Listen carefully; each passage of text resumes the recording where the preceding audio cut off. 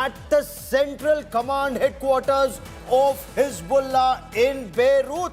Israeli forces have hit right in the heart of Beirut in the Dahiyeh area, and this is a Hezbollah stronghold. The Israeli Defense Forces, and you can just look at those massive plumes of smoke that are rising. The IDF has described this as the underground central headquarters of the Hezbollah, and apparently Israel claimed it had very specific intelligence inputs that Hassan Nasrallah, the chief of Hezbollah, was at the headquarters when the missile strike took place. And look at these huge plumes of smoke that are rising from Beirut, the capital of Lebanon. And this is the headquarters. This is the Dahiyeh area, the suburbs of Beirut. This is the headquarters of Hassan Nasrallah. The target of the attack on Hezbollah's central headquarters in the Dah district in Beirut is the organization's Secretary General Hassan Nasrallah's main workstation, main office is what we are being told. And the Israeli Defense Forces spokesperson Daniel Hagari has said that the headquarters is located close to residential buildings in what is known as a Hezbollah stronghold. 4 buildings were devastated in the missile strike. It's a very powerful missile that has struck a residential area. Just today, the Health Ministry had said that 700 people had been killed in the current phase of Israeli airstrikes and missile strikes. 700 killed, over 2,600 injured. As you go through these images, you can see how the emergency workers, rescue teams, fire brigades, and next of kin, relatives, they are looking to see if there are any survivors after this massive Israeli airstrike. The IDF in a statement said, and I quote, "The Israel Defense Forces carried out a precise strike on the central headquarters of the Hezbollah terror organization that served as the epicenter of Hezbollah terror," unquote. Information that we're getting in: 6 buildings. Initially we were told 4, but now information coming in. 6 buildings were completely gutted in this attack that took place in the Dahiyeh area. An underground bunker was bombed in Lebanon in this district. We'll get you what the IDF spokesperson said, but for a moment I want you to just understand how Israel is moving about this operation. And during the course of this broadcast, we'll get you details of virtually the entire top leadership of Hezbollah has been targeted in the first couple of days of this conflict. It started with those pager bombs, the pager attacks, where the tactical leadership, by some accounts, over 1,000 Hezbollah fighters were neutralized or taken out of action. Over 1,000. And they were the ones who would receive instructions and carry out those instructions that came from this headquarters. Before I get you more on this big story, let's listen in to what the Israeli Defense Forces had to say after the strike. Moments ago, the Israel Defense Forces carried out a precise strike on the central headquarters of the Hezbollah terror organization that served as the epicenter of Hezbollah's terror. Hezbollah's central headquarters was intentionally built under residential buildings in the heart of the Dahiyeh in Beirut, as part of Hezbollah's strategy of using Lebanese people as human shields. On October 8th, Hezbollah started attacking Israel. After almost a year of Hezbollah firing rockets, missiles, and suicide drones at Israeli civilians, after almost a year of Israel warning the world and telling them that Hezbollah must be stopped, Israel is doing what every sovereign state in the world would do if they had a terror organization that seeks their destruction on their border, taking the necessary action to protect our people so that Israeli families can leave their homes safely and securely. India Today is the only channel to have a reporter on ground to get you the latest. Also joining me, we have Ashraf Vani joining me in a moment. We also have Zehra Al-Derzi joining me on this broadcast, a Lebanese journalist, and Zehra. What can you tell us, Zehra? What can you tell us about this missile strike? Any word on Hassan Nasrallah? 45 minutes, huge explosions were heard around the Lebanese capital, Beirut. The airstrikes happened in the area of Haret Tahrik, where the central headquarters of Hezbollah also are located. Despite the Israeli military are speaking about the assassination of the Secretary General of Hezbollah, but still there is no comment by the Lebanese group. Meanwhile, an Iranian agency called Tasnim quoted security sources saying that the Secretary General Nasrallah is in a safe place and he was not assassinated. These airstrikes, maybe 10 airstrikes, targeted 10 buildings in the southern suburb of Beirut. It's a residential area, and so the civil defenses teams are working to put out fire and also to evacuate the injuries. The number of injuries and casualties may be very high due to the traffic and also the population of this area. Still, we won't be able to confirm who was the target or who was assassinated in such strike until the Hezbollah released at least a statement. Stay with me for a moment, Zehra. Let me also bring in Ashraf Vani into this conversation. India Today's Ashraf Vani is in Beirut even as we speak. And Ashraf, any word on the casualties? Just today, the health ministry apparently said 700 killed, over 2,600 injured. Gaurav, I am just 1 kilometer away from the spot where these airstrikes were carried out by the Israeli Defense Forces. I heard here in my hotel a heavy and hard bang of the bombs and the missiles. And when I rushed outside, I saw the chaos all across the Beirut. In fact, the buildings behind me are always very lighted up with the lights, but now you can see they are dark because there is that kind of chaos that Beirut, any place in the Beirut is not safe, even this place where I am currently sitting. But one thing is clear, that the amount of the explosive used in today's strike, some say 2,000 kilograms of bomb, which was the target of Israeli Defense Forces to penetrate that, as per the Israeli army, that underground headquarters, which was the meeting point and the position of the Hassan Nasrallah to make speeches for the public here in the suburb of the Beirut Dahia. But early in the morning today, I was in the same area. Almost the area is vacated by the Hezbollah members as well as the leaders after the recent 3 strikes in a row for last 3 days. And today it was the 4th strike, but the major strikes. And what we are getting from the sources that there are all efforts on to rescue the people who are trapped in the buildings, because there are 6 buildings which had been hit, which have got damaged, and the number of vehicles, because it is a very popular and densely populated area of the Beirut here in Lebanon. Dahia is seen as a stronghold of the Hezbollah.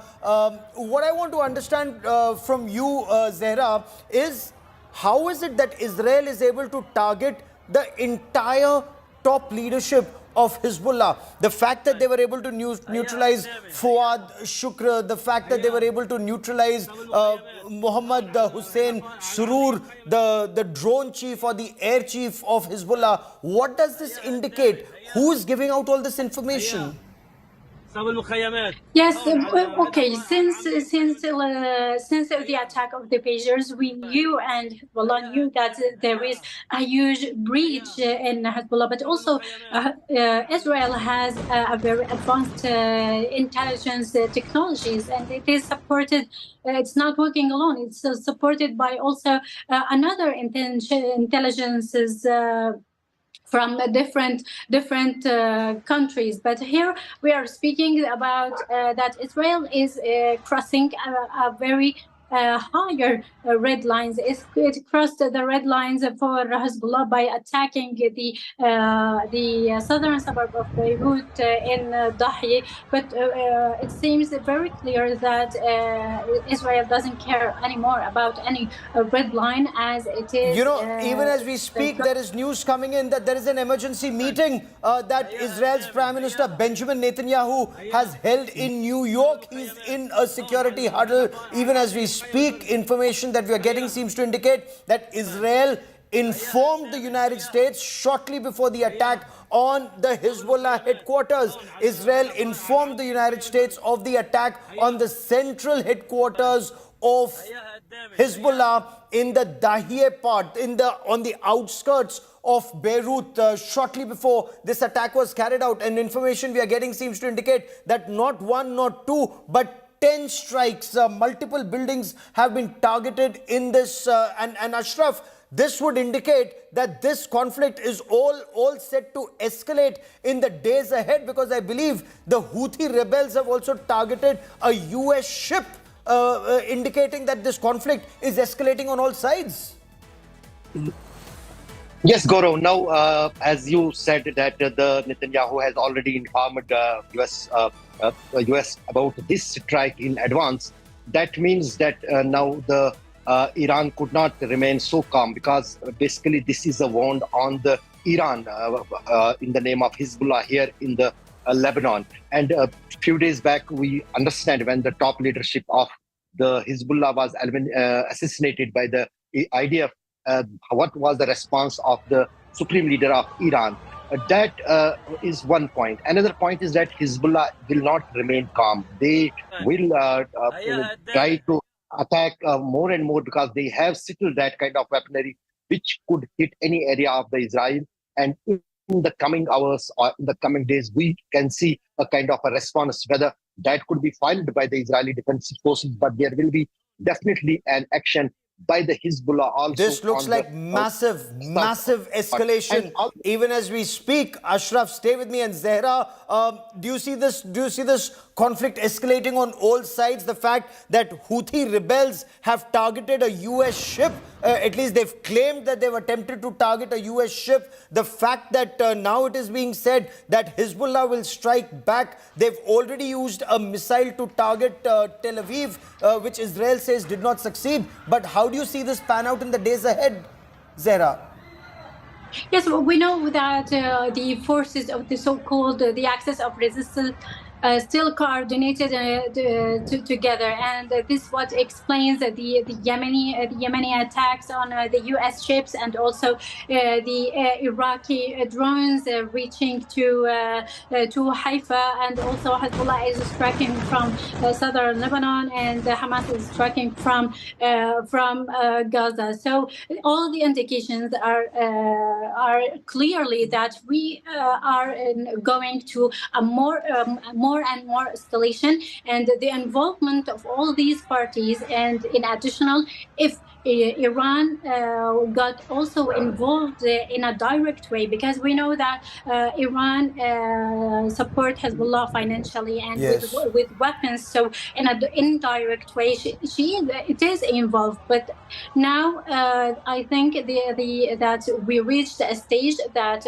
all the parties of this axis will be very clearly involved against Israel. There is no point to get back maybe to negotiations or any, since the escalation reached such a level of tension. So you see an escalation happen.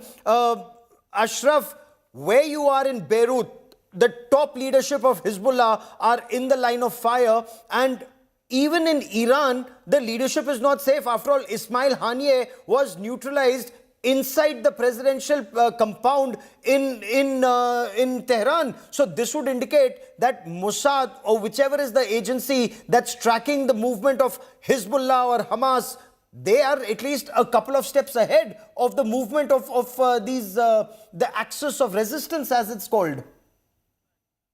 Yes, absolutely, Gaurav. But so far, the warning in the United Nations given by the by the Netanyahu is very important aspect, where he has directly warned the Iran if they are going to target Israel, and Israel will respond within the minutes or hours, we can say. That was a kind of an indication towards the Iran that if they have yet to take the revenge of the assassination of Ismail Hania, what their supreme leader has publicly committed and said. But one thing is clear, that as my colleague journalist was saying, that all the means and ways for the negotiations for the ceasefire had already failed. The four countries which were chosen by the Americans, Turkey, Qatar, and the French, where two parties were said to negotiate with the Israel. Americans as well as the French. And the absolutely, they recommended a 21-day ceasefire, and Benjamin Netanyahu said no to it. Keep tracking that story. I will come back to you for more. Ashraf Wani and Zeral Darzi, for the moment, for joining me here on India Today. Many thanks.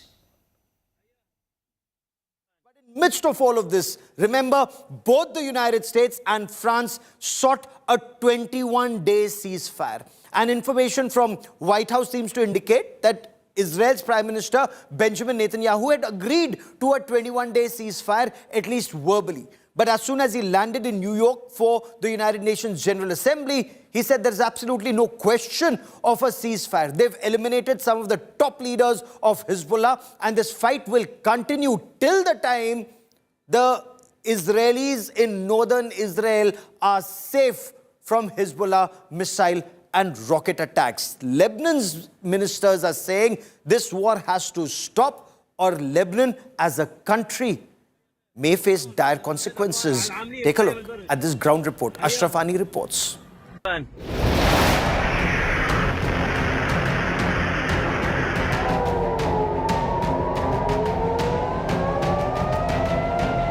Counter strikes and a trail of destruction. The Israel-Hezbollah war is spiraling. Over 1,500 have been killed since October 8th last year. An Israeli raid on Beirut's southern suburbs on Thursday claimed 15 more lives, further inflaming tensions. In retaliation, the Hezbollah, backed by Iran, fired 80 rockets into Israel's northern city of Safed. But Israel's Iron Dome defense system has kept the damage largely in check. India Today's Ashraf Wani is on the ground in Lebanon's capital, Beirut, reporting firsthand from the epicenter of the conflict, the only Indian journalist in the war zone. Tension here is also mounting. We otherwise see the lot of activity on these seashores and on these sea lines here in the Beirut, but currently there is not any kind of a movement. People are very much we can say desperate that what is going to happen in the coming days here, not only in the Lebanon but also in the Beirut, the capital of Lebanon. Mohammed, what kind of difficulties you are facing due to the ongoing war here in the Lebanon? Israel is not just torturing Palestine, but Lebanon too. Thousands of people have been killed in Israel attack, and businesses in nearby countries affected due to Israel.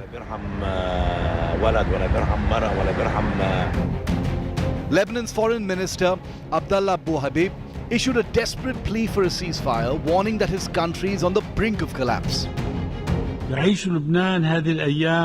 Lebanon is living through a crisis that threatens its very existence. The future of our people and prosperity are in peril. And this is a situation that requires international intervention on an urgent basis before the situation spirals out of control with a domino effect, making this crisis impossible to contain.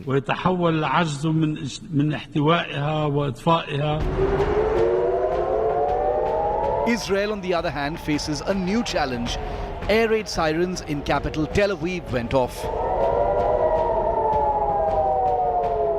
as Iran-backed Houthi rebels in Yemen fired missiles on the city, vowing solidarity with Gaza and Palestine. The Houthi attacks have sparked fears that the conflict could spill over and widen into other regions.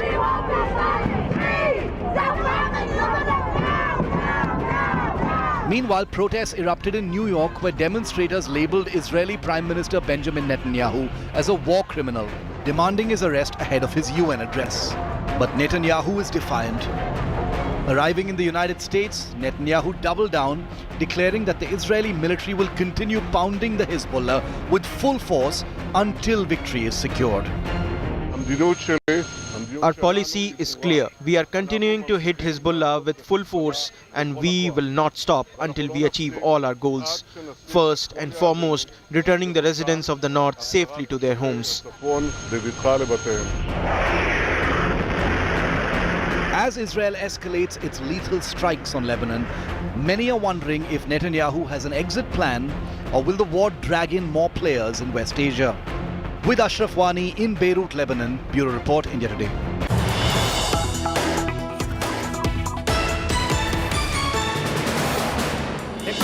The other big story we're tracking here on India Today, after the Hezbollah, Houthi rebels have also targeted Israel once again. The Houthis have launched a missile and multiple drones from Yemen.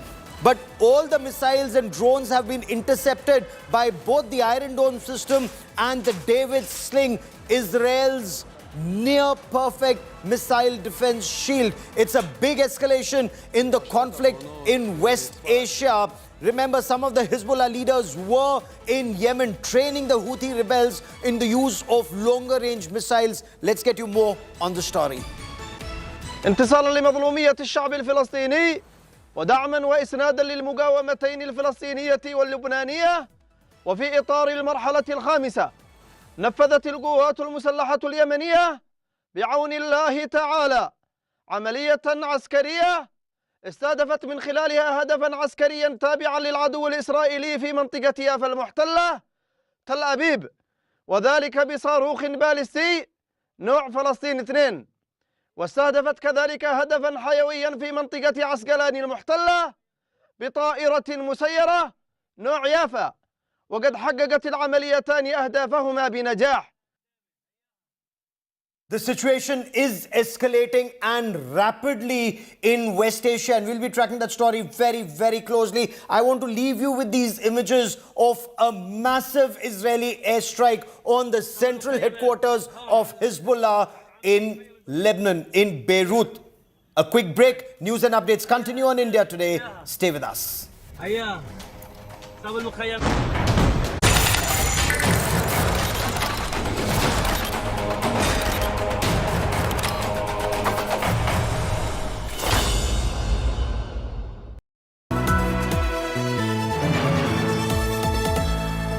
Motorola Razr 50 Ultra comes with Google Gemini.